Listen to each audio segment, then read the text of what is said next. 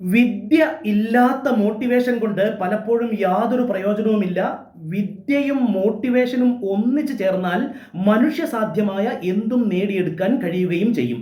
വിദ്യ ഇല്ലാത്ത മോട്ടിവേഷൻ കൊണ്ട് പ്രയോജനമില്ല എന്ന് പറഞ്ഞതിന് കാരണം എന്താണ്? നമുക്കൊരു ഉദാഹരണം നോക്കാം. ഒരു വീതിയേറിയ പുഴ കൂലം കുത്തി ഒഴുകുന്നു, നീന്തി മാത്രമേ അക്കരെ കടക്കാൻ നിർവാഹമുള്ളൂ എന്ന സാഹചര്യമാണെന്നിരിക്കട്ടെ. അക്കരെ നമുക്ക് വേണ്ടപ്പെട്ട ഒരു വ്യക്തി അപകടത്തിൽപ്പെട്ട് കിടക്കുകയാണ്. നാം ചെന്നാൽ രക്ഷപ്പെടുത്താമെന്നും ഉറപ്പ്. പക്ഷെ നീന്തൽ എന്ന വിദ്യ വശമില്ല.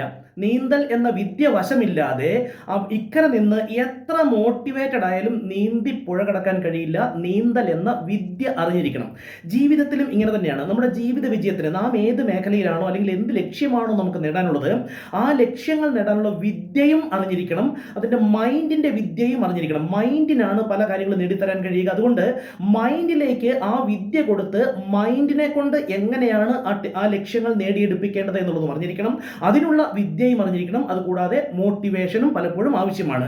വിദ്യ അറിഞ്ഞതുകൊണ്ട് മാത്രം ആലസ്യത്തിൽപ്പെട്ട വിദ്യ ഒന്നും നേടിത്തരില്ല എന്നുള്ളതുമുണ്ട്.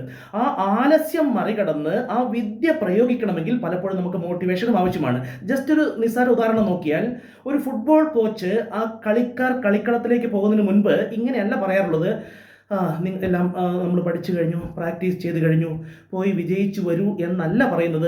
Go go go go. ആ ഒരു ട്യൂണിൽ പോലും പഞ്ചുണ്ടാകും. ആ ആലസ്യത്തിൽപ്പെട്ട വിദ്യ ഉണരുകയും ചെയ്യും. ആലസ്യത്തിൽ നിന്ന് ഉണരുകയും ചെയ്യും. നമ്മുടെ ഈ ചാനലിലും ഈ സമന്വയം, വിദ്യയും മോട്ടിവേഷനും, വിജയിക്കാൻ ആവശ്യമായ വിദ്യകളും, ജീവിതത്തിൻ്റെ നാനാ തുറകളിലും വിജയിക്കാൻ ആവശ്യമായ വിദ്യകളും മോട്ടിവേഷനും ഒരുമിച്ചാണ് നൽകിക്കൊണ്ടിരിക്കുന്നത്.